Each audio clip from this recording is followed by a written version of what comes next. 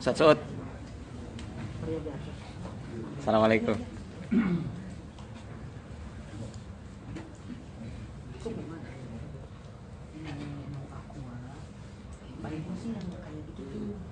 Lah usah sini. Antum sini. Sampingan.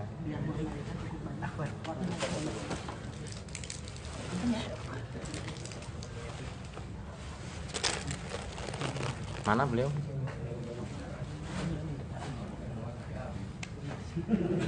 Itu tas. Bukan. Jutaan setuju. Bukan. Tauhid. Tim Ustaz Adam Amrullah. Cair. Ya. Alhamdulillah semua perukiah hadir dari berbagai komunitas. Ya. Yang pakai jaket coklat dari tim Lebah Hitam, Laskar Lebah Hitam, Ustadz Sunedi, Quranic Healing Indonesia, Ustadz Perdana Ahmad, dan dari Arsi Bekasi Ustadz Abi Fakih, dan Ustadz Sumedi Latif. Nah itu Pak Kiai Dorin.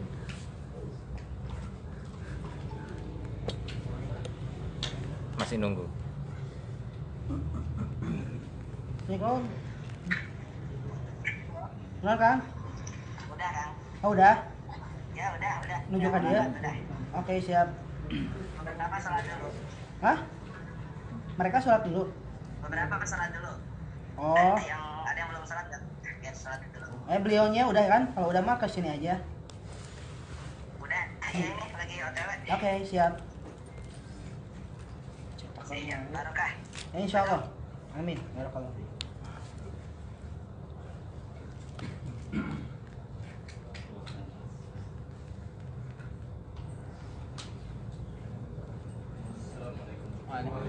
Waalaikumsalam. Wa qul ja'al haqqu wa zahaqal batil innal batila kana zahuqa.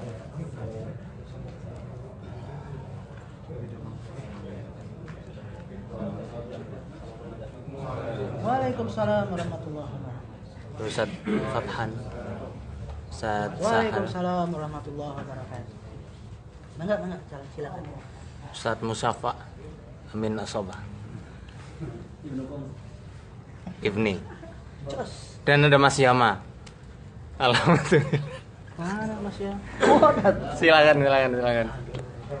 Reoni. Kapan terakhir kita balik? Sit pojok.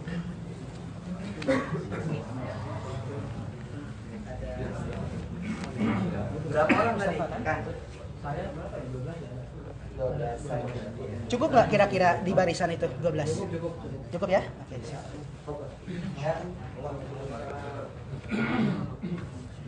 Dari Banser. Mantap. Banyak.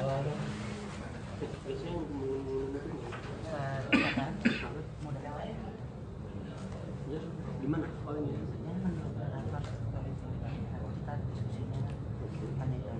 Baik. Kasih waktu biasa. Ya. Kita sudah mulai.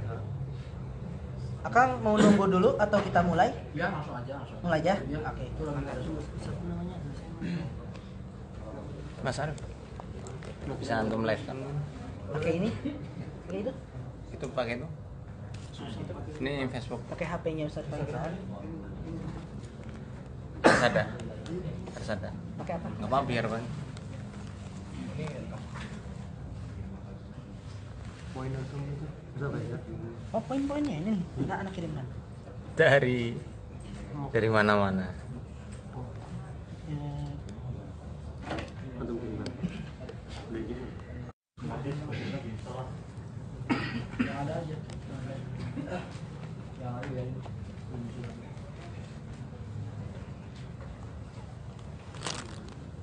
Udah nunggu nih. Kalau Rizky. Ya? Udah dikirim. Udah? Nyampe nggak? Juga mati lagi. Siapa yang buka ini? Padel silakan.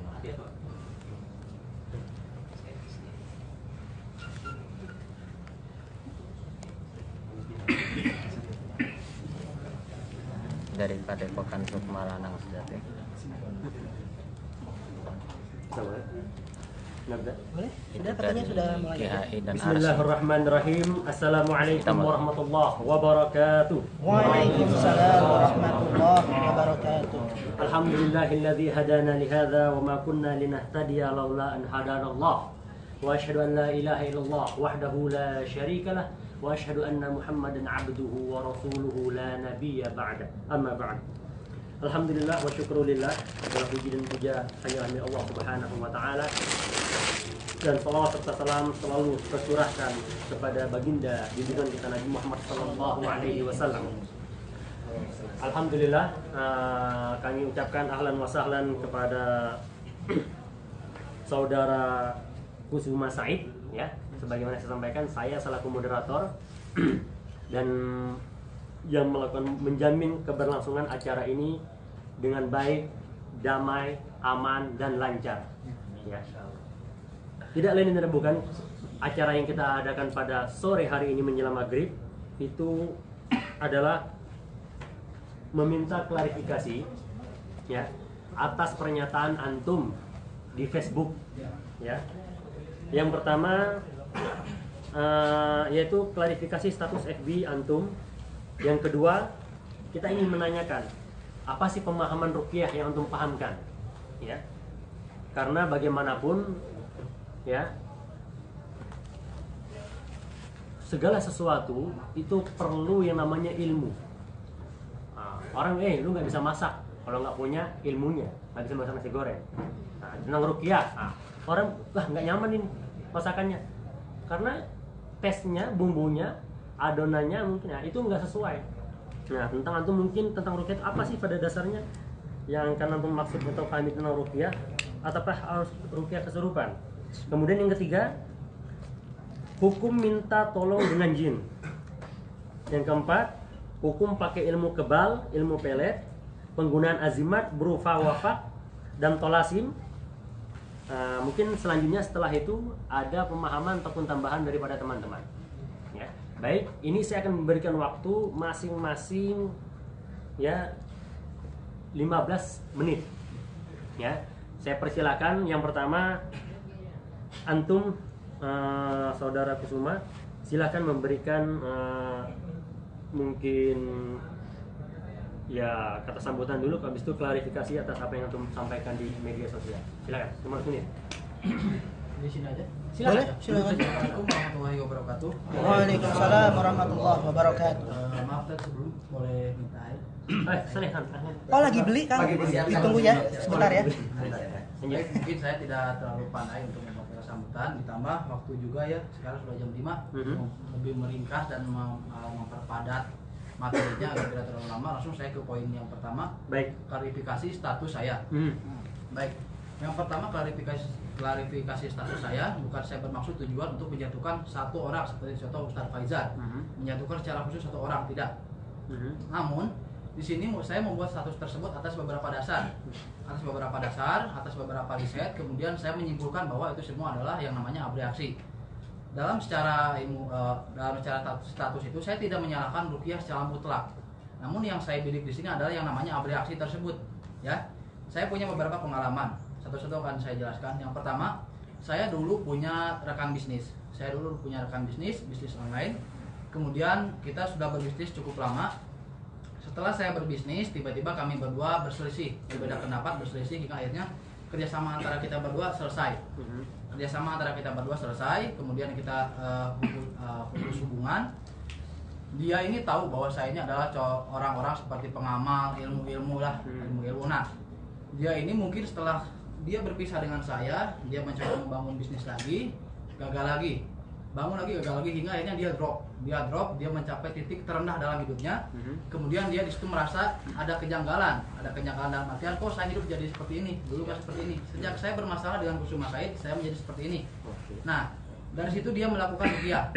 Dia melakukan ruqyah, entah di mana saya ruqyahnya, Allahu alam. Dia melakukan ruqyah, kemudian menurut keterangan dia itu kesurupan. Dia kesurupan, kemudian ditanya oleh ustadznya bahwasanya saya adalah kiriman Kusuma Said. Padahal saya tidak mengirim apapun, tidak mengerjakan apapun. Dari situ teman saya datang ke rumah saya, marah-marah, bahkan sampai kami berantem, kemudian dibawa ke kantor RT. Di situ kami tahu penyebabnya apa, yaitu tentang dia ini berobat ke praktisi ruqyah, kesurupan, dan si jinnya bilang, konon jinnya bilang bahwa saya mengirim santet kepada teman saya tersebut. Nah, dari situ saya aneh. Kenapa aneh? Karena saya tidak merasa, bahkan tidak pernah sekalipun saya membaca-baca apapun kepada orang tersebut, kepada kawan saya tersebut. Tidak pernah sekalipun. Tapi yang saya aneh, kenapa pada saat di ruqyah orang ini kerasukan yang mengakunya jin lalu bilang bahwa saya mengirim santet kepada orang tersebut.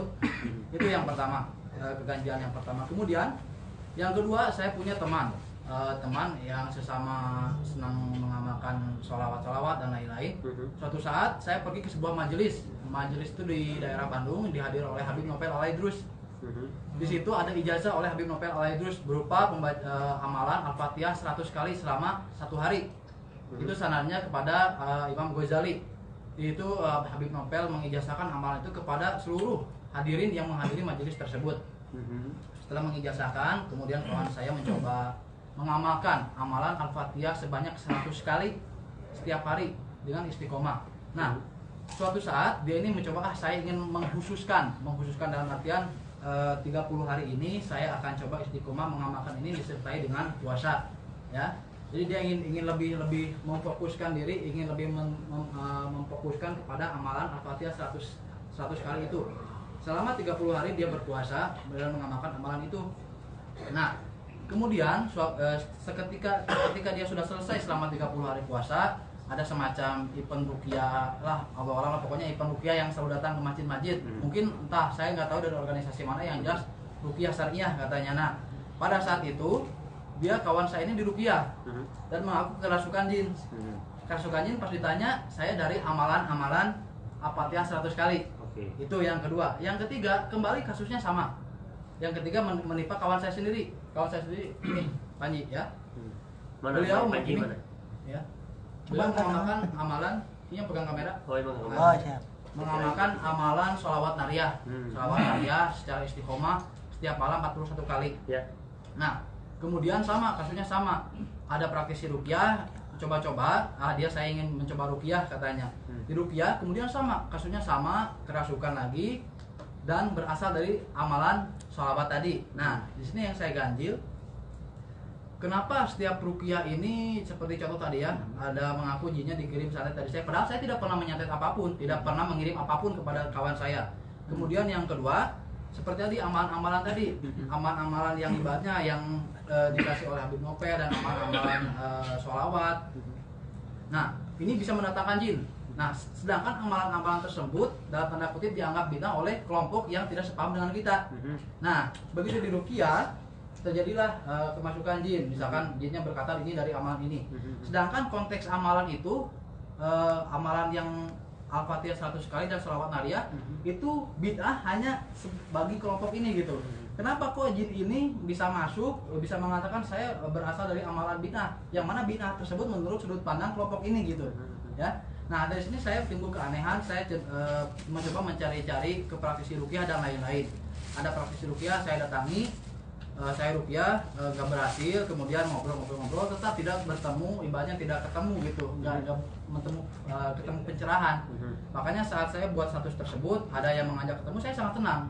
Kenapa sangat senang? Dalam kata lain, saya bisa mendapat pencerahan oleh ahlinya langsung gitu, karena yang selama ini saya datang ke praktisi ruqyah sana sini nggak ada pencerahan yang bisa memuaskan hati saya tentang kejadian-kejadian tersebut, ya. Nah, kemudian setelah berjalannya waktu, saya belajar namanya hipnotis, namanya sugesti dan lain-lain. Saya belajar ke situ, sempat belajar ke beberapa ahli hipnotis. Yang terakhir sempat saya belajar ke Romi Rafael. Romi Rafael itu waktu seminar di Bandung. Romi Rafael saya coba dekati dia pada saat setelah waktu seminar saya dekati, saya ingin mengetahui lebih dalam tentang yang namanya abreaksi. Kemudian Master Romi ini menjelaskan kepada saya secara rinci apa itu abreaksi, polanya bagaimana, sugestinya seperti apa, penyebabnya apa saja. Nah, dari itu saya mulai menemukan pencerahan tentang yang namanya kesurupan ini. Kesurupan seperti ini kenapa terjadi seperti itu. Di sini yang harus saya dijelaskan apa tidak nih tentang abreaksi? Silakan. Nah, yang perlu saya jelaskan seperti ini. Tentang abreaksi sendiri begini. Abereaksi itu adalah sebuah proses letupan emosional, unek-unek alam bawah sadar yang keluar menguasai alam sadar kita. Nah, abereaksi di sini timbul dari beberapa hal. Yang pertama timbul saat si target ini misalkan dalam kondisi melamun. Kondisi melamun, tiba-tiba dia masuk ke dalam kondisi relaksasi tertentu atau yang disebut dengan trance. Kemudian ke pendalaman relaksasi yang namanya deepening. Nah, pada saat deepening ini luapan emosional alam bawah sadar keluar.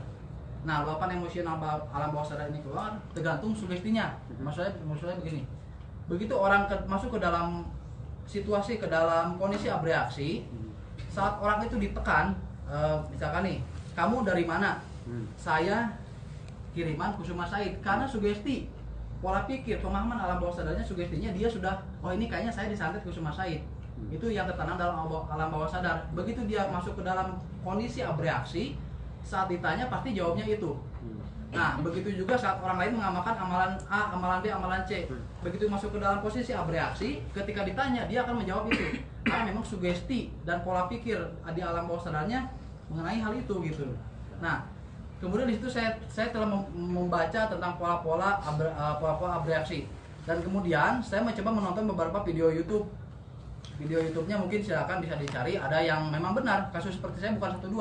Ada yang ruqyah karena mengamalkan sholawat nariyah. Ada yang kemasukan jin karena mengamalkan amalan sholawat. Ada yang kemasukan jin karena pokoknya yang nggak masuk logika gitu. Bagi saya nggak masuk logika gitu. Kenapa? Ini bisa seperti contoh jin Naruto, jin Bruce Lee gitu. Itu kan nggak masuk gitu bagi saya. Nah, begitu saya lihat salah satu praktisi ruqyah dalam meruqyah kliennya, saya pelajari. Ternyata pada saat proses ruqyah ini ada sugesti-sugesti yang diterapkan. Contoh, ini masal, ruqyah masal. Kemudian saya sebagai praktisi ruqyah menjelaskan, membaca ayat-ayat, kemudian bilang, saya ultimatum kalian wahai bangsa jin, ya masyarul jin. Nah, otomatis orang yang tidak memiliki jin tersugesti bahwa dirinya punya jin. Karena sugestinya yang ditembakkan kepada umum, kepada seluruh orang. Orang yang tidak memiliki jin pun dia akan tersugesti, sehingga pada saat posisi relax, orang-orang di ruqyah kan kadang gini, kadang relax ya. Nah, pada saat posisi relax seperti itu, dia masuk ke trance, masuk ke deepening. Nah, pada saat deepening ini, si praktisi ruqyah yang saya lihat di videonya, dia terus memasukkan sugesti. Kamu yang berada di dalam tubuh ini, kamu yang mendengar tapi pura-pura tidak mendengar, terus seperti sugesti seakan-akan di dalam tubuhnya benar ada jin, padahal belum tentu ada jin. Nah, pada saat posisi seperti itu, orang ini tersugesti bahwa dirinya ada jin. Kemudian pada saat dia terjadi dalam kondisi abreaksi, maka keluarlah sugesti-sugesti yang ada dalam pikirannya. Entah itu dia bermasalah dengan suaminya, pasti dia akan tersugesti bahwa saya dikerjain suami saya. Atau yang bermasalah dengan tetangganya tersugesti bahwa saya dikerjain oleh tetangga saya gitu. Nah, inilah yang maksud saya sebut pembodohan. Bukan secara mutlak ruqyah pembodohan, karena memang ruqyah sendiri memang ada. Kalau saya berbicara mutlak ruqyah ini semuanya pembodohan, itu sama saja saya dengan menentang Nabi Muhammad. Karena memang ruqyah ini memang ada, mau dalilnya mau dibahas bagaimanapun memang ada. Kalau mau membahas dalil saya kalah, karena memang ada dalil ruqyah itu. Tapi yang saya permasalahkan ini di proses abreaksinya. Abreaksi ini belum tentu seseorang punya jin. Bisa jadi ini karena dia ini mengalami tekanan psikologis, tekanan mental, sehingga dia memasuki kondisi abreaksi. Dan ini tidak selalu jin. Nah, ini yang saya maksudkan sebagai pembodohan. Bukan secara mutlak ruqyahnya pembodohan, bukan. Tapi kondisi-kondisi abreaksi yang disangkakan sebagai kesurupan, inilah yang pembodohan. Kenapa disebut pembodohan? Karena seperti kasus saya tadi, saya tidak menyantet, tapi ini seakan-akan disantet. Saya tidak melakukan apapun, seakan-akan saya mendolimi dia. Ini kan sama dengan pembodohan bagi saya gitu. Ini sama dengan kedoliman bagi saya yang tidak melakukan apa-apa, tiba-tiba di ruqyah, kemudian dia ini menuduh saya melakukan sihir. Padahal saya tidak menyantet dia, tidak mengerjakan apapun terhadap dia. Dan selama praktisi ruqyah yang saya datangi, saya sudah datangi di daerah saya di Bandung untuk ngobrol tentang ini, menjelaskan ini sebenarnya abreaksi begini. Malah sebagian ada yang bilang ini hipnotis itu sihir katanya, ilmu sihir nggak boleh diamalkan, nggak ada hipnotis dalam Islam, nggak ada genam dan lain-lain. Padahal kalau kita pelajari hipnotis ini tidak memerlukan kegaiban, mereka hanya perlu permainan kata untuk mengotak-atik pikiran manusia tersebut. Nah, kemudian yang ingin saya permasalahkan, bukan permasalahan, yang ingin saya tanyakan di sini di poin nomor 2. Saya kan saya yang pertama mempermasalahkan bahwa ruqyah yang saya permasalahkan itu di bagian abreaksinya, di bagian kesurupannya. Tapi di poin yang disampaikan kepada saya di poin nomor 2, apa itu ruqyah? apakah ruqyah harus kesurupan? Nah, ini menurut saya ini tidak sejalur. Kenapa tidak sejalur? Karena yang saya tanyakan ini beraksinya, bukan ruqyahnya. Nah, kalau bilang ruqyah tidak selalu harus kesurupan, tapi kenapa framing media di televisi, di YouTube, kenapa selalu kesurupannya yang ditayangkan? Apakah nggak ada yang lain yang harus ditayangkan? Kenapa setiap saya melihat ruqyah pasti kental dengan berbau kesurupan-kesurupan? Dan saya bisa memahami pola kesurupan-kesurupan yang di TV, yang di YouTube dan lain-lain, itu semua saya lihat ini aberraksi. Ini aberraksi, bukan kesurupan yang beneran gitu. Seperti ada jin yang katanya dari asap rokok, ada jin dari musik dan lain-lain. Ini menurut saya kok seaneh ini gitu, yang namanya kesurupan seaneh ini gitu. Kenapa ada jin yang masuk ke dalam diri seseorang, sementara saya sendiri tidak melakukan apapun terhadap orang tersebut. Nah, jadi itu poin pertama yang ingin saya klarifikasi mengenai status saya. Bukan bermaksud untuk menjatuhkan ruqyah secara mutlak, secara keseluruhan, tapi hanya pada bab kesurupannya. Kalau ruqyah sendiri memang ada pemahaman saya mengenai ruqyah. Ini mungkin jika salah bisa dikoreksi karena saya tidak terlalu paham dalil, mungkin saya tidak terlalu menekuni bidang dalil ruqyah dan lain-lain. Yang saya pahami secara singkat, secara tersirat gitulah. Pokoknya ruqyah ini paling saya pahami itu ada jampi-jampi, ada kata guru saya katanya tiupan, busan, kemudian bisa jadi juga pengobatan katanya, pengobatan dengan media doa dan lain-lain. Nah, kemudian yang kenapa saya membawa dalam status tersebut namanya ruqyah syar'iyah klaim. Ruqyah syar'iyah klaim. Kenapa? Karena setiap ruqyah yang selalu berkaitan dengan kesurupan selalu membawa nama syar'iyah. Sedangkan saya pernah meruqyah saya pernah meruqyah ke Habib Lutfi bin Yahya. Beliau hanya mengambil air, dibacakan doa, dikasih ke saya kasih ke saudara saya yang sakit, ternyata sembuh. Karena memang yang saya pahami ruqyah itu seperti itu gitu. Kenapa saya membawa kata syariah? Karena yang mempraktikkan ruqyah yang sangat kental dengan kesurupan selalu dan pasti membawa kata syariah. Makanya saya ini maksud saya membawa syariah ini bukan saya menentang syariahnya, bukan, tapi karena memang praktisi ruqyah yang selalu sangat kental dengan kesurupan selalu membawa nama syariah, begitu. Baik. Ya, sudah. Ini ada bisa diberikan penjelasan, masih ada 2 menit lagi, ini 3 menit. Hukum minta tolong dengan jin, kemudian yang terakhir hukum pakai ilmu kebal atau ilmu pelet. Sepengetahuan antum bagaimana? Nah, baik, saya di sini lebih tepatnya bukan sepengetahuan saya, tapi saya mengcopy paste apa yang guru saya sampaikan ya. Apa yang guru saya sampaikan. Jadi begini, kalau bab masalah masalah meminta tolong dengan jin, kita tidak pernah meminta tolong dengan jin. Contoh meminta tolong dengan jin itu seperti apa? Apakah jinnya datang, kita buat kerjasama? Nah, ini harus diperjelas meminta tolong tersebut dalam konteks apa dan caranya bagaimana, sistemnya bagaimana gitu. Karena sepengalaman saya tidak pernah, ayo jin tolong saya, enggak, saya cuma seperti contoh nih. Contoh saya seperti kalau ada orang yang ingin menjual tanah, saya hanya membacakan doa-doa asma-asma yang saya dapat, contoh dari kitab Mujarobat Khuzinatul Maghribi atau dari Mujarobat Kubro dan lain, pokoknya dari kitab-kitab yang isinya ilmu-ilmu tersebut, itu hanya saya bacakan, saya tiup sesuai ketentuannya, saya bacakan, saya tiup, kemudian akhirnya ini disebar di tanah yang dijual ataupun rumah dan lain-lain. Saya hanya melakukan seperti itu.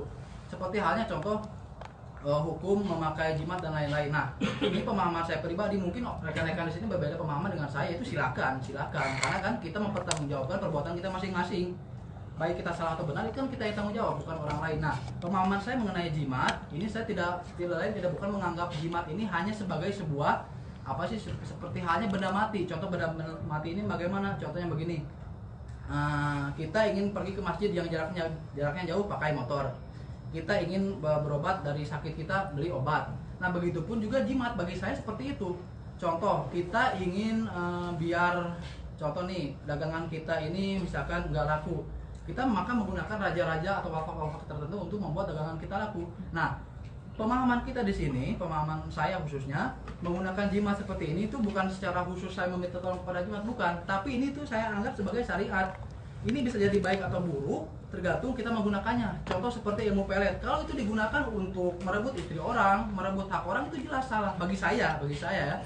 Tapi misalkan kadang saya pernah mengalami suatu hal, demi Allah saya nggak bohong, demi Allah, saya punya bibi, saya punya saudara, bibi saya ini menikah dengan suaminya, kemudian dia hamil oleh suaminya, kemudian pada saat hamil, suaminya selingkuh dengan orang lain, selingkuh dengan wanita lain.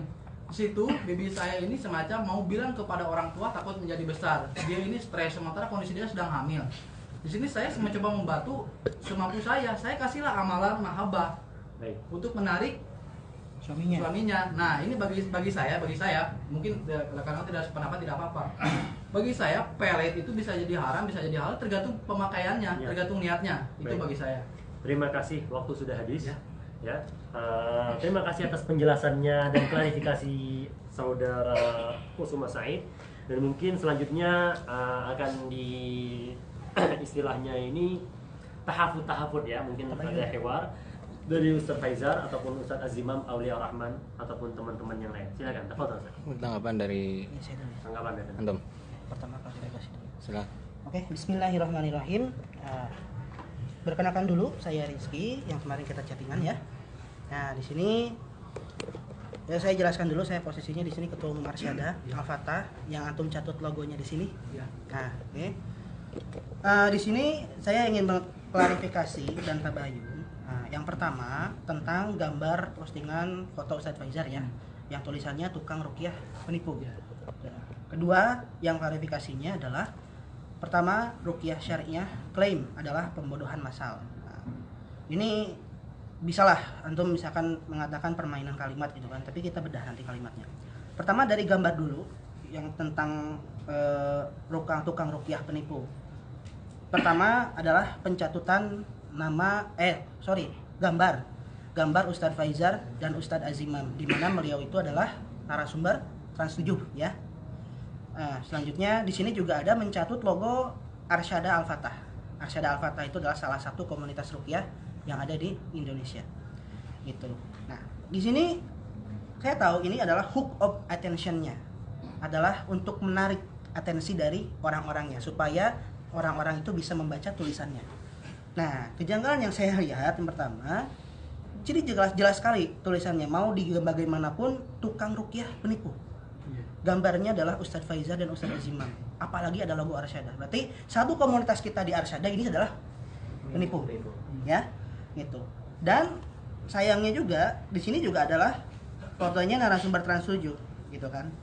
Otomatis tayangan ruqyah yang di Trans 7 juga ikut terserempet bahwa ruqyah itu adalah pembodohan atau penipu, gitu. Makanya Bang Adel selaku produser Trans 7 ingin langsung mendengar, gitu kan, klarifikasi dari antum. Gitu.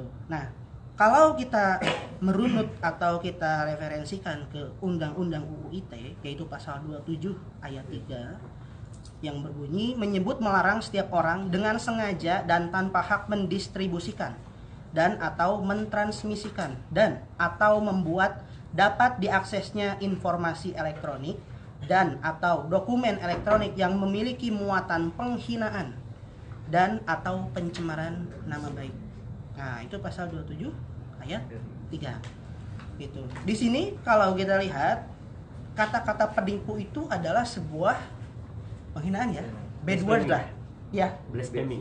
Ya, bisa blasphemy gitu kan. Bisa juga ini juga pencemaran nama baik. Walaupun namanya tidak dicantumkan, tapi kan orang tahu bahwa foto itu adalah Ustadz Faizar gitu. Nah, di situ. Kenapa? Gitu kan? Kenapa mencatut nama gambar Ustadz Faizar lalu ditulisnya pertama gambar Ustadz Faizar, 2 Ustadz Azimam, 3 logo Arsyada, lalu di pinggirnya dituliskan tukang ruqyah penipu. Nah, gimana? Ya. Saya pengen tahu dulu. Baik. Yang pertama untuk pembuatan foto itu saya sendiri tidak terlalu sebelumnya tidak mengenal yang namanya Arsyadat tadi ya, organisasi tidak terlalu mengenal. Kemudian masalah Ustadz Azimam dan Ustadz Faizar saya tidak tahu bahwa itu sering tampil di TV. Yang saya tahu ini sempat saya pernah melihat Ustadz Faizar ini di YouTube itu membahas tentang kitab apa gitu, kalau nggak salah Samsul Ma'arif kalau nggak salah ya.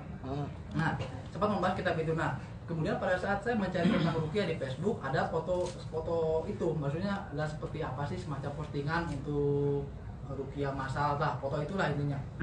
Nah, kemudian ini saya lihat dulu ini ruqyah yang dilakukan seperti Ustadz Faizar. Jadi saya tahu Ustadz Faizar di YouTube namanya Ustadz Faizar misalkan. Saya lihat dulu metode ruqyahnya seperti apa. Ternyata nggak jauh dengan yang tadi saya sebutkan, yang namanya abrasi tadi. Nah, sedangkan kan saya memiliki pendapat bahwa yang namanya abrasi tadi adalah sebuah bukan kerasukan, bukan apa, tapi itu sebuah reaksi psikologis. Nah, dari sebab itu kemudian saya, oh ini ternyata Ustadz Faizar yang ini saya tidak mengenal Ustadz Azimah sebelumnya, cuman hanya mengenal Ustadz Faizar di lewat YouTube itu juga. Nah, itu saya menyimpulkan oh sama, ternyata metode ruqyahnya sama. Jadi saya menyimpulkan bahwa ini pun sama. Sama dengan? Gimana? Punten sama dengan? Ya, ini pun sama dengan metode-metode yang lain yang pernah saya datangi. Kerasukan dan lain-lain. Ternyata ini ada sebuah abreaksi. Nah, maka dari itu saya sebut ini sebagai pembodohan. Kenapa saya sebut sebagai pembodohan? Karena tadi pengalaman dari saya yang saya tadi sebutkan. Nah, oleh karena itu setelah status itu viral, di-share banyak orang, kemudian ada yang menghubungi saya, khususnya dari tim Ustadz Faizar untuk datang ke sini ketemu. Di itu saya senang. Senangnya kenapa? Karena saya bisa mendapatkan pencerahan. Kalau sekiranya pemahaman tentang abreaksi yang saya sebutkan tadi salah, silakan diluruskan. Dan setelah Ustadz Faizar klarifikasi untuk bertemu dengan saya pun langsung menghapus saya hapus fotonya. Kenapa? Karena memang sudah ada klarifikasi, sudah ada ibaratnya ajakan untuk berdiskusi untuk meluruskan pemahaman saya. Jika mana pemahaman saya salah, ya saya minta diluruskan dengan pemahaman ruqyah dan praktek-praktek ruqyah kesurupan yang sebenarnya. Seperti itu. Jadi saya tanya kembali untuk memperjelas, apakah Ustadz Faizar dan Ustadz Azimah itu seorang peruqyah penipu?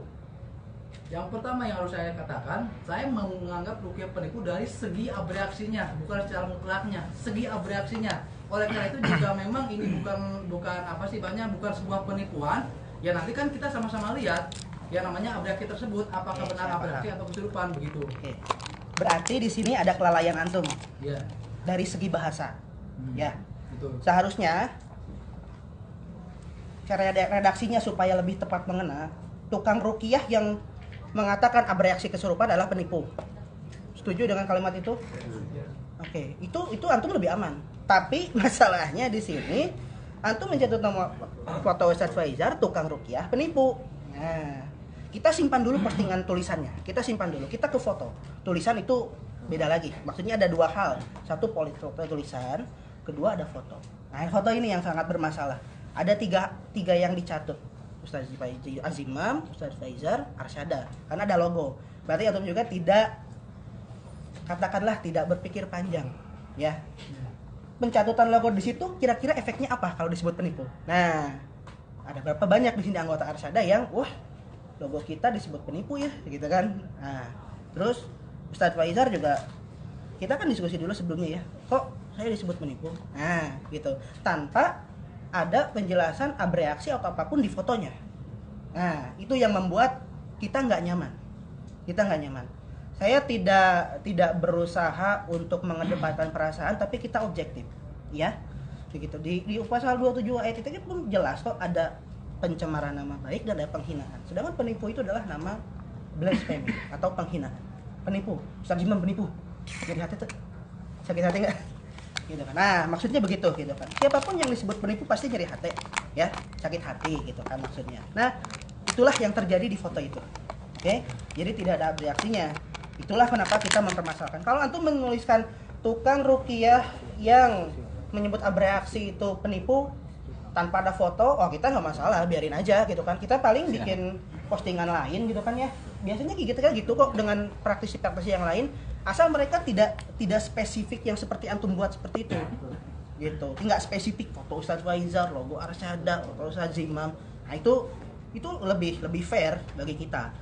Kita sering kok berbeda pendapat dengan yang lain gitu ya, praktisi lain. Tapi nggak sampai kita nyebutin komunitas tertentu langsung to the point.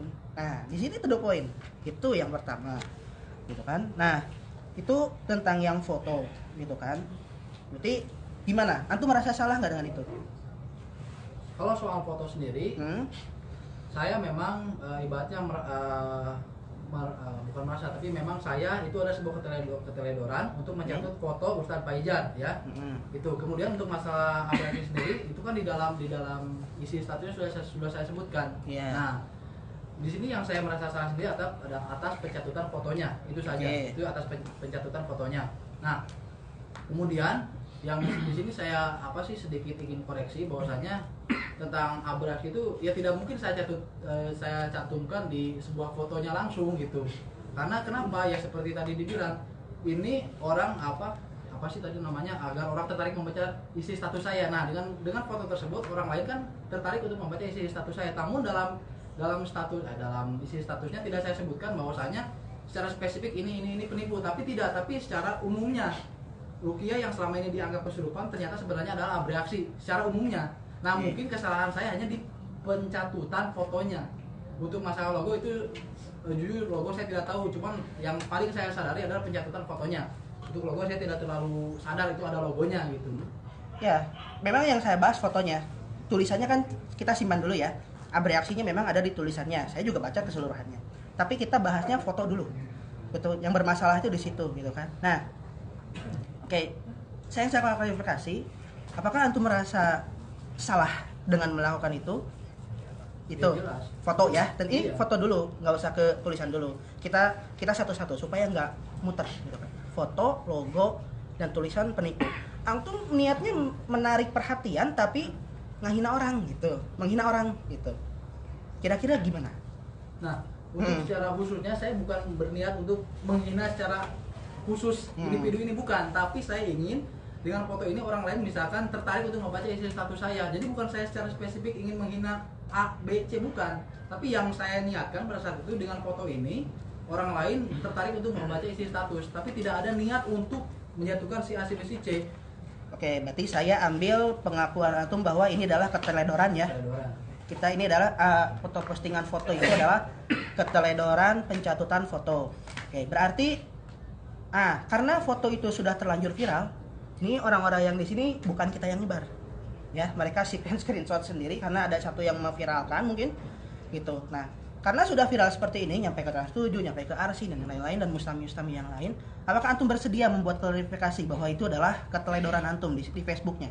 Bersedia, saya bersedia untuk menjelaskan, membuat video klarifikasi di Facebook saya tentang keteledoran saya dalam membuat foto. Oke. Namun untuk keteledoran saya mengatakan bahwa ruqyah itu kesurupan itu sebenarnya abreaksi, saya belum bersedia. Kenapa? Karena saya belum mendapatkan belum mendapatkan pencerahan mengenai itu gitu. Kalau soal foto oke lah, siap saya buat video klarifikasi. Tapi kalau soal abreaksinya saya belum mau sebelum saya mendapatkan pencerahan yang benar. Ya, santai saja. Abreaksi nanti kita bahas ya. Kita ke foto dulu. Berarti foto udah bersedia ya bahwa itu kesalahan antum dengan catatan bahwa itu keteledoran. Pertama mencatut foto Ustadz Imam, dua mencatut Ustadz Faizar, dan ketiga mencatut logo Arsyada. Nanti kita add dulu friend-nya ya supaya kita bisa share gitu kan sebagai bentuk klarifikasi dan mungkin ada permintaan maaf antum bersedia? Ke siapa dulu? Ya ke kita yang ini ya Pak, gitu kan. Ya mohon maaf dengan keteledorannya gitulah. Gitu ya. Oke, itu yang pertama. Bagaimana Ustadz Imam dan Ustadz Imam dan Ustadz Faizar? Kalau dari saya dari segi pencatutan logo sebagai itikad baiknya, oke, saya terima bahwa itu adalah pengakuan antum sebagai keteledoran, ya, keteledoran dalam membuat penarik perhatiannya itu hook of attentionnya itu, gitu kan, dari kata-kata penipu. Oke. Udah? Waktu? Ya. Oke, kelas. Mas. Ya. Dari saya kelas. Oke. Mungkin ada tambahan dari yang lain? Apa reaksi kita dengarkan dari ahlinya? Oke, ini ada ahli TCM ya, ahli akupressure, ahli akupuntur, hipnotis juga, dan beliau salah satu Dewan Penguji Nasional di Indonesia. Beliau akan memberikan sedikit klarifikasi tentang apa itu yang disebut tadi. Abreaksi dalam hipnotis. Dalam hipnotis ya. Sudah belajar hipnotis di mana? Saya belajar di Street, lupa lagi saya namanya. Intinya di daerah Bandung juga, di yang masuk ke dalam. Siapa gurunya? Gurunya siapa waktu itu? Soalnya kan saya ikutnya seminar. Sampai level apa? Di hipnotis tahu levelnya? Levelnya enggak, cuma saya memahami pada saat seminar itu tata caranya, prakteknya, metodenya, dan dari situ dari akar-akar metodenya saya kembangkan lagi. Ya, pengembangan yang ada saya tanyakan kepada level di hipnotis ada tahu? belum. Di hipnotis itu ada 3 level. CH, CHT, sama CI. CH itu awal, CHT itu hipnoterapis, C itu instruktur. Saya terakhir di CI. Level 3 berarti ya? Instruktur. Dan saya tobat. Salah satunya yang mengatakan hipnotis itu adalah mini sihir, itu saya. Saya langsung dengan belajar dari Jan Rulendra. Allahu Akbar. Gitu. Kalau antum berkatakan bahwa abreaksi definisi abreksi apa? Abreksi adalah suatu proses luapan emosional alam bawah sadar yang menguasai alam sadar kita dalam bentuk ucapan, perilaku, Oke. dan bentuk gerakan-gerakan yang lainnya, namanya reaksi-reaksi yang lainnya. Oke, dalam hipnosis saya koreksi, dalam hipnosis mengaktifkannya itu adalah dengan mengulang-ulang kata-kata. Mengulang-ulang kata-kata ataupun gerakan yang terulang sehingga itu muncul. Betul seperti itu? Yang Anda pelajari? Iya kan? Seperti itu. Nah, di dalam ruqyah apakah itu terjadi? Pada saat pertama ruqyah, seperti tadi saya jelaskan, beberapa praktisi ruqyah yang saya datangi, termasuk video-video saya saksikan, pengulangan ini terjadi di awal fase ruqyah. Saya ultimatum kepada engkau bangsa jin, engkau yang berada di tubuh ini, engkau yang mendengar tapi pura-pura tidak mendengar, itu kan pengulangan penekanan terhadap diri seseorang memiliki jin. Oke. Gitu. Gitu. Oke. Iya. Ini kasus persis seperti punten agak lewat seperti fitnah apa ini yang masjid yang menyuarakan apa kebencian. Jadi rekamannya kapan tahu tapi dikatakan itu. Jadi sebenarnya ketika peruqyah mengatakan itu, ketika itu sudah terjadi reaksi. Jadi awal dalam proses sama di hipnotis ada steppingnya kan? Ada 3 stepping kan? Ya kan? Apa? Pre-induction, induction, suggestion sama deepening. Ya. Mungkin nggak langsung suggestion tanpa pre-suggestion. Apa?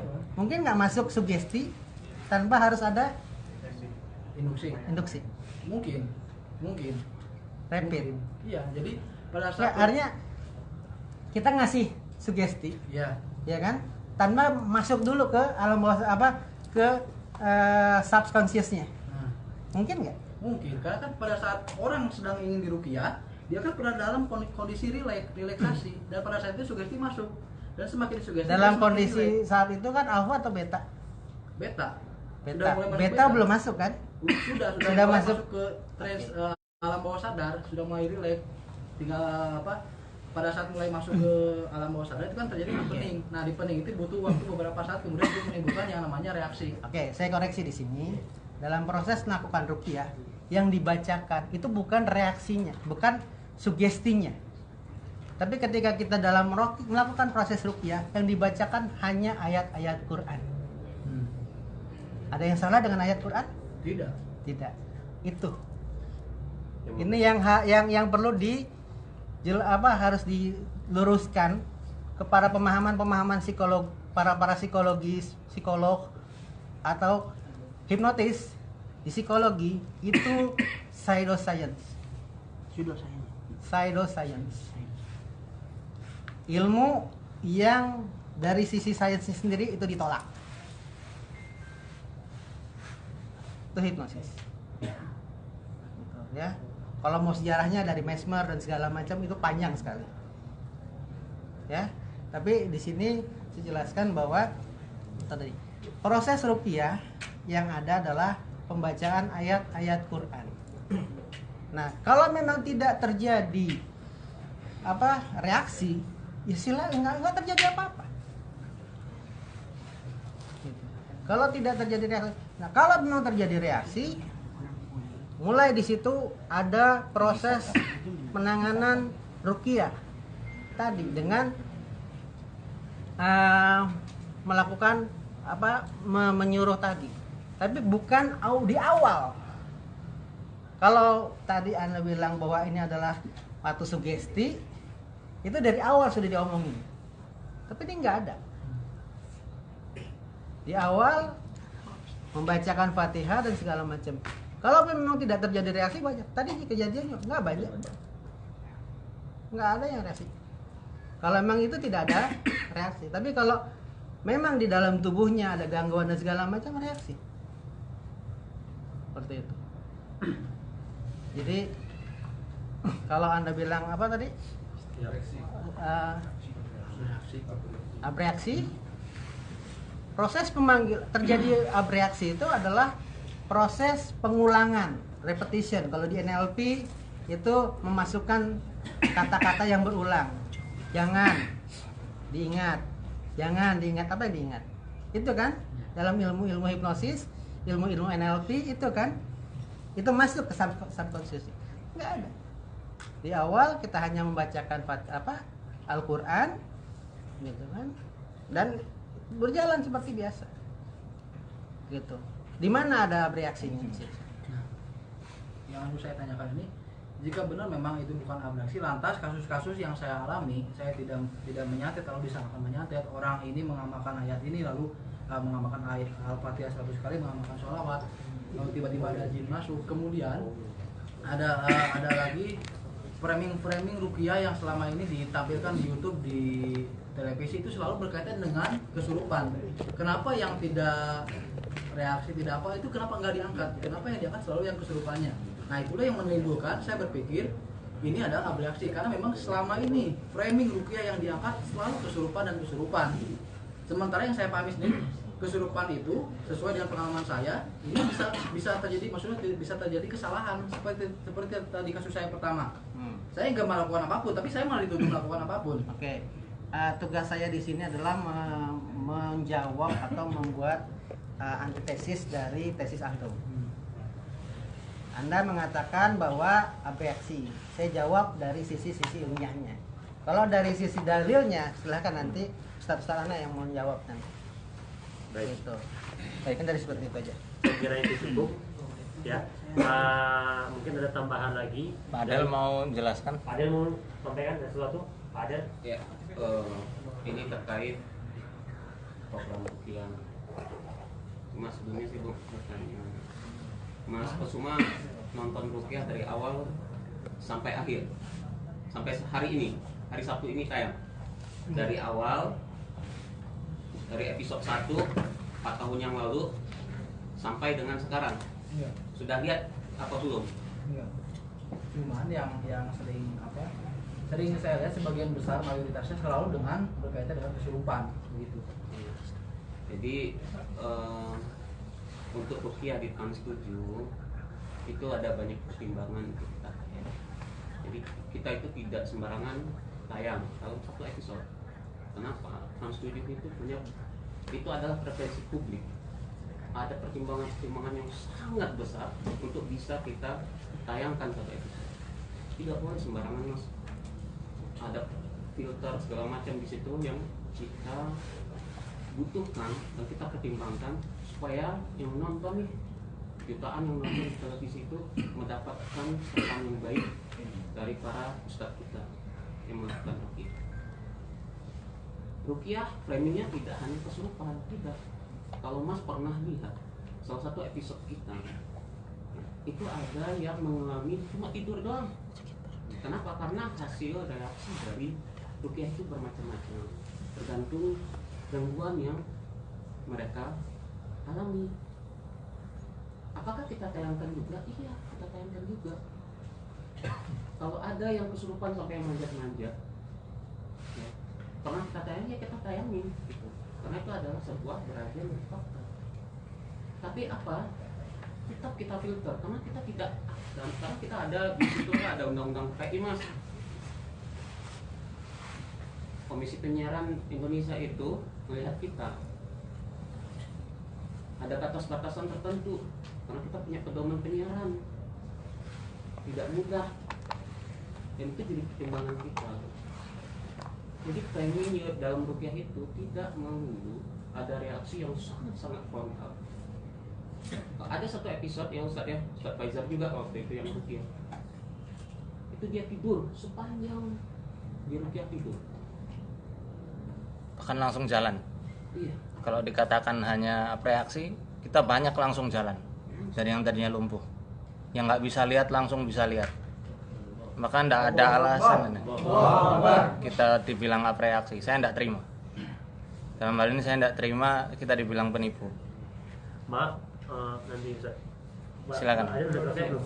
Ya, cuma itu yang perlu Mas tahu bahwa kita menyiapkan sesuatu trans 7 karena dia prevensi publik. Trans 7 dia prevensi. Ada pertimbangan tertentu, ada batas atas yang saat kita sangat tidak boleh sembarangan mas. Ya, jadi framing yang mas sampaikan tadi itu ibarat mas melihat angsa putih semua. Menyederhanakan segalanya gitu. Dengan framing yang mas terima gitu. Dengan pemikiran mas ya, kemudian mungkin ada guru-guru mas di situ. Nah mungkin butuh belajar lagi. Saya saranin begitu, bertemu dengan banyak orang, bertemu dengan banyak guru. Itu mas. Cukup waktu dari saya mas. Saya sedikit aja ya, karena ini mungkin lebih bagus dengan Ustadz Faizal.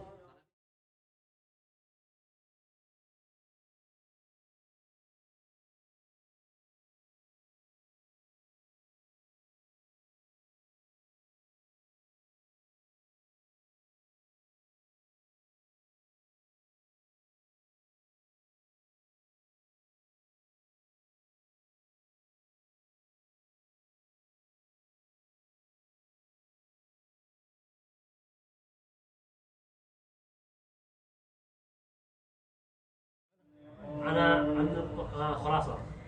Fadal. Kholasa. Fadal. Ada ini sedikit Saya contoh. ya. Saya mau melihatkan salah satu contoh Ustadz Faizar meruqyah orang kulit hitam dari Amerika, di mana Ustadz Faizar sendiri nggak bisa ngomong bahasa Inggris.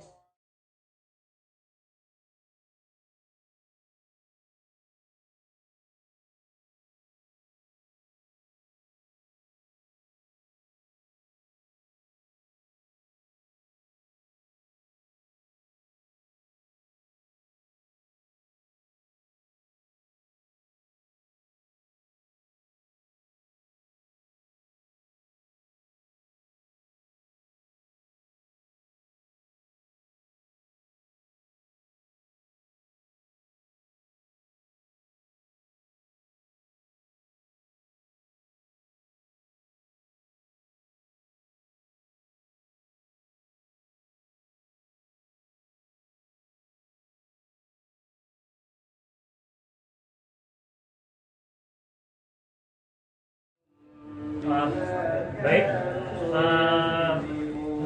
kita cukup mendengarkan, sudah mendengarkan beberapa klarifikasi dari para ahli-ahlinya. Ya, saya pengen tanya daripada jamaah yang ada di sini.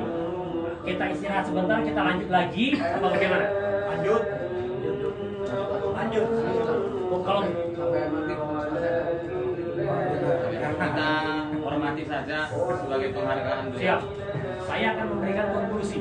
Kalau boleh, selaku moderator saya akan memberikan konklusi. Maaf ya, saya nulisnya di sini nih.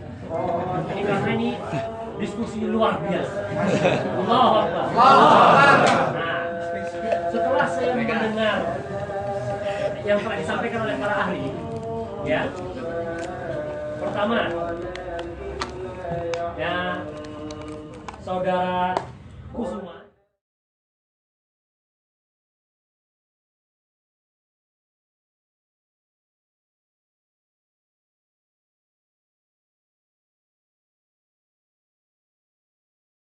Ikut seminar berkali-kali, cuma pelatihan secara khusus tidak mengikuti, tapi seminar setiap pelatihan saya ikuti dalam bentuk seminar dan prakteknya. Nah, maaf satu lagi, kemudian yang tadi ruqyah kulit hitam seperti yang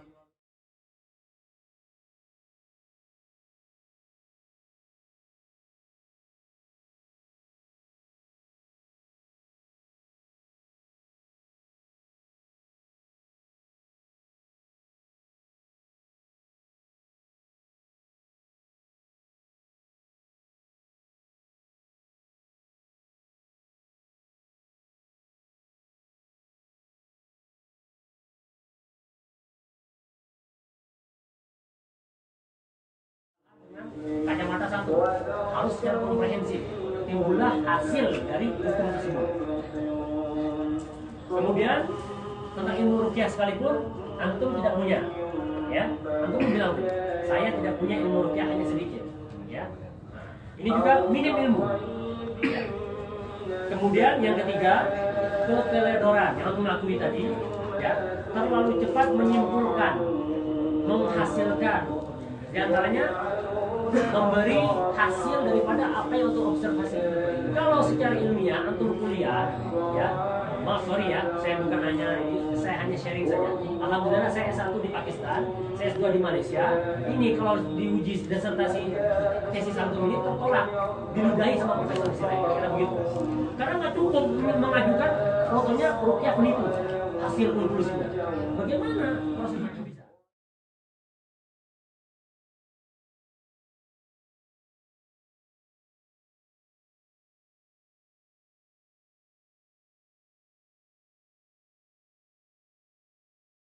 Juga atau komparatif rupiah, saya yakin mereka merasa diberikan informasi ilmu telah disampaikan di sini semuanya setengah-setengah, tidak komprehensif.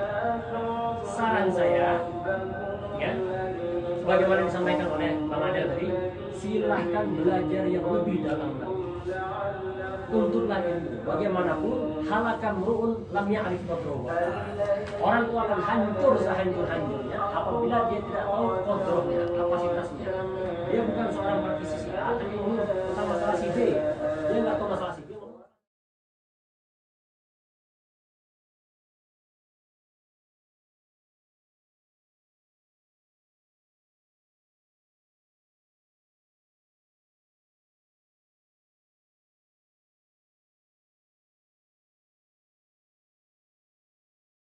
Ada tambahan dari Ustaz Faizal. Ya, silakan. Bismillahirrahmanirrahim. Assalamualaikum warahmatullahi wabarakatuh. Jazakumullah khairan untuk saudara-saudara kita dari mana? Padepokan Sejati ya. Sumalanang Sejati. Saya apresiasi atas kehadiran Mas Said ya, Kohirul Arwah. Karena alhamdulillah dari praktisi-praktisi supranatural hanya antum pertama kali praktisi supranatural yang mau diskusi sama kita. Allahu Akbar. Beri apresiasi dulu. Lalu yang kedua, saya mau mengklarifikasi mungkin tentang bahasan Syamsul Ma'arif yang antum tadi sampaikan di YouTube. Kalau mungkin sebenarnya saya mau tanya banyak. Apa versi antum masalah ruqyah Wahabi dan ruqyah Aswaja? Ini pecah belah ini. Saya katakan ini pecah belah. Saya dari anggota Komando Kesiapsiagaan Angkatan Muda Muhammadiyah. Kita Ahlus Sunnah, Bansar dan Kokam satu. Kita rantai negeri ini. Kalau kita dipecah belah karena masalah ini bahaya. Sedangkan kitab-kitab saya, guru-guru saya banyak dari Nahdlatul Ulama. Di antaranya Mbah Fadol As-Senori At-Tubani yang menjadi guru dari Mbah Maimun Zubair, guru dari Kiai Abdullah Fakih Langitan. Dalam buku beliau ini yang menjelaskan bahwasanya kitab Syamsul Ma'arif ini adalah kitab sesat dan menyesatkan. Kitab Mambau Usulil Hikmah itu adalah kitab yang sesat dan menyesatkan. Aufat itu juga sesuatu yang menjadi hal-hal yang menyesatkan juga. Kalau tadi antum mengatakan bahwasanya sebuah reaksi amalan-amalan tersebut, saya tidak membid'ahkan. Saya paling malas yang seperti itu. Terserah. Ya, walana amaluna walakum a'malukum. Kita punya amalan sendiri, antum punya amalan sendiri. Selagi itu masih benar silahkan saja. Cuma memang sebagian dari kita ada yang suka membesar-besarkan hal tersebut. Namun kalau antum tanya kepada kita mana dalil bahwasanya amalan-amalan tersebut bakal mengundang jin, kita katakan tidak ada satu dalil pun. Itu semua adalah hal-hal yang baik, sangat bagus, karena kalimat-kalimat thayyibah berasal dari Quran. Cuma salahnya ada sebuah ritual-ritual khusus yang di sini antum mengaji kitab ini, saya lihat di Facebook antum ya. Ada beberapa hal-hal yang memang mengundang bangsa jin di situ.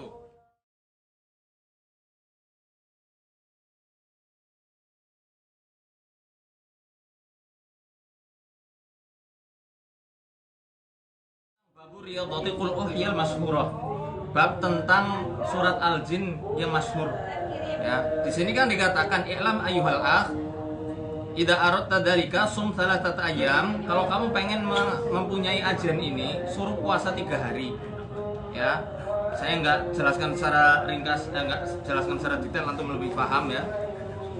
Tapi di sini siamnya ya siam an ghairi diruhin, puasa ngasrep kalau orang Jawa bilang. kalau sudah hatam, ini dibaca sampai sekian ribu kali, sekian ratus kali, ya. Fa innahu yuhdiru laka khadimaha wa huwa rajulun qasirun tawilul yadaini. Ya. Nanti dia akan mendatangkan khodam dari surat jin, ya. Dan khodamnya itu berupa laki-laki pendek dengan tangan yang panjang. Nah, kitab ini sendiri yang jelaskan, bukan kami. Bukan kami yang mengklaim. Dan kitab ini pun yang sudah dikatakan oleh kiai sepuh kita bahwasanya ini kitab sesat menyesatkan. Jadi bukan kita yang sesat menyesatkan. Kalau antum mau tahu nanti bisa cari kitabnya Ad-Durrul Farid, syarahnya Jauharatul Tauhid. Ini tauhid Asy'ariyah, bukan tauhid Wahabi. Ya, bukan tauhidnya Wahabi. Ini Asy'ariyah ini. Ini pelajaran saya di Al-Azhar tingkat 2. Nanti antum bisa cek di halaman 300. Di halaman 250. Nah, di sini beliau malah menjelaskan ini ada contoh. Apa tuh lihat? Ini Sulaiman ini. Khotam Sulaiman kan beliau menjelaskan ini. Maaf, bukan saya yang mengatakan. Mbah Fadl sama. Jadi ini bukan dalam rangka saya menjustifikasi antum sesat atau apa, enggak. Saya hanya menyampaikan apa yang dikatakan oleh Kiai Sepuh. Kalau mungkin antum ada pendapat lain ya silahkan. Ya, silahkan. Karena masing-masing dari kita akan mempertanggungjawabkan apa yang kita melakukan sendiri. Satu lagi, kitab dari Al-Habib Abdurrahman Al-Masyhur. Mungkin antum sudah baca karena ini kitab pesantren, kitab fikih Syafi'iyah, namanya kitab Bughyatul Mustarsyidin, halaman 299.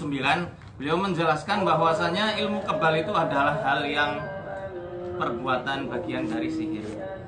Mohon maaf ini. Kalau beliau memang mengakui kadang ilmu kebal bagian dari karomah. Kalau karomah dikatakan karomah itu ketika karomahnya didapatkan bukan dari ritual-ritual tertentu, tidak bisa ditularkan, tidak bisa diajarkan, tidak bisa diijazahi. Betul enggak? Kalau antum katakan di YouTube mana antum sudah baca belum dalil-dalil dan hadis-hadis Rasulullah meruqyah terus kesurupan. Lalu saya katakan, saya balik lagi. Pernah enggak Rasulullah perang pakai ilmu kebal? Beliau pun waktu perang Uhud pecah gini. Gisarinya. 4 waliullah yang paling agung. 3. Umar, Utsman, Ali meninggalnya diapakan? Ditusuk. Apa kebal? Mafi kebal. Ini Habib Abdurrahman Al-Masyhur yang menjelaskan. Jadi bukan saya, alhamdulillah, mungkin hanya ini penutup yang bisa saya sampaikan. Nanti saya sarankan, saya mencintai antum karena Allah.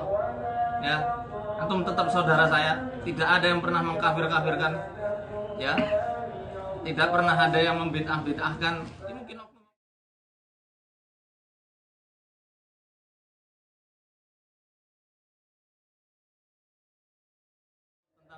Naruto. Itu bukan, saya sama sekali tidak pernah. Bahkan di Arsada dilarang menamai jin dengan nama yang aneh-aneh. Bahkan ketika kita ruqyah tidak pernah woi maksarul jin, kami ultimatum, kita tidak pernah seperti itu. Kita tidak pernah seperti itu. Tidak pernah mensugesti seperti itu. Langsung bacaan Quran, beliau langsung koriknya. Ya. Kalau tidak percaya ada rekaman tadi, nggak ada kita ultimatum seperti itu. Jazakumullah khairan. Bapak Sinten namanya Pak siapa? Pak Zaki, Ustadz Muhammad Ilyas, Mas Kusuma Said, saya ucapkan banyak terima kasih sudah berkenan hadir diskusi ilmiah di kesempatan sore hari ini. Saya apresiasi sekali atas kesediaan waktu antum kesini. Jazakumullah khairan. Wa hadanallahu iyyakum. Baik, terima kasih atas pernyataan ataupun sambutan dari Ustaz Faizar. Sekali lagi, mungkin ada tambahan dari yang lain atau closing statement? Cukup ya. Gimana jamaah? Lanjut apa cukup ini? Saya mau pergi lagi. Baik ya. Mungkin mau buat video dulu bagaimana? Kita musafahah aja nanti biar Musafahah saja. Oke, baik, kita musafahah saja ya. Siap ya? Siap. Ya, silakan nanti pesan-pesan kita tadi telah sampaikan bahwasanya silakan belajar, semua kita di sini belajar. kita belajar tentang dialog, kita belajar tentang diskusi, kita belajar bahwa ilmu itu sangatlah luas dan sangat perlu dipertanggungjawabkan. Jangan mudah-mudah sedikit-sedikit mengklaim, mengkultus, menyinggung, ataupun apapun itu. Karena ini kalau kita bawa ke meja hijau, ini bisa kena, kalau HP-nya kena delete, ya, antum bisa bermasalah.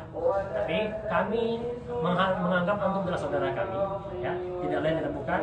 Antum datang pun itu suatu apresiasi yang luar biasa. Dan kita sama-sama memberikan musafahat kepada saudara kita. Insya Allah selanjutnya kita berharap ada kajian khusus lagi, lebih lagi mungkin antum undang kita. Nah, syukur-syukur tadi kalau antum bisa hadir di pagi di acara kita. Makanya kita sebenarnya agak sedikit sedih juga. Nah, kalau antum hadir, antum paham secara komprehensif. Oh ini loh, ya saya hadir secara live langsung dan orangnya saya catut fotonya di Facebook saya. Begitu maksud saya, ya. Hadanallahu wa iyyakum ajma'in. Syukran ala husni istimaikum. Assalamualaikum warahmatullahi wabarakatuh. Anda mau kasih hadiah. Ini Ustaz Faizar mau memberikan hadiah kepada saudara kita. Silakan. Kita foto, abadikan supaya tambah semangat belajarnya. Ini untuk Dan lebih hati-hati insyaallah ke depannya. lebih hati-hati. Kita musabaha ya.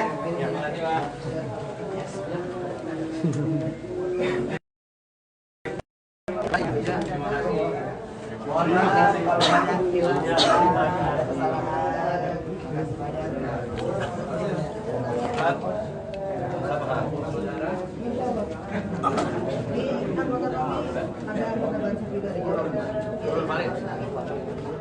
Oh, di foto. Foto ya, foto.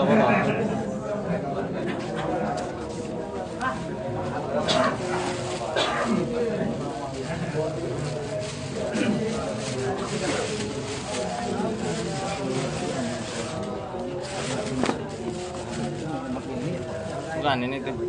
Sebenarnya mau anak bahas juga kan antum, cuma waktunya nggak cukup.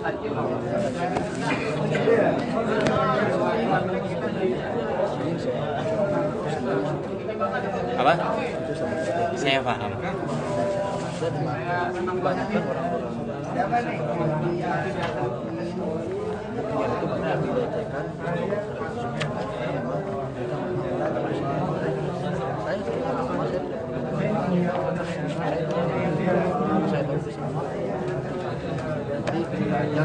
Saya orang silat jadi tahu. Saya tahu semua. Ustaz, masalah. Kalau antum mau lihat, antum foto, silakan foto. Silakan. tinggal di mana? Saya di Joko.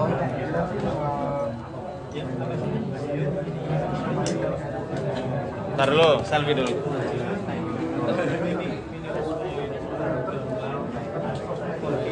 Barakallah.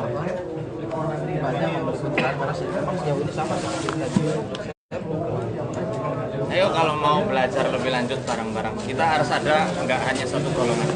Kita semua rangkul. Harus ada yang Banser banyak, bahkan komandan Banser Purwokerto dari Karangklesem gabung kita. Karena misi kami santri Gontor berdiri di atas untuk semua golongan. Ya. Selamat sampai tujuan. Ini saya terima. Itu bisa antum baca-baca kalau mau ngobatin misalnya. Dah, semua berjalan lancar. Alhamdulillah sudah dikelirkan. Ternyata hanya sebuah miskomunikasi. Dan alhamdulillah semua saudara kita semuanya. Mas Kusuma Said dari Bandung. Ustadz Kiai Muhammad Ilyas dari Pekalongan dan Bapak Sarifudin Pak Sarifudin dari Bekasi. Terima kasih. Dari Bandung. Dari mana?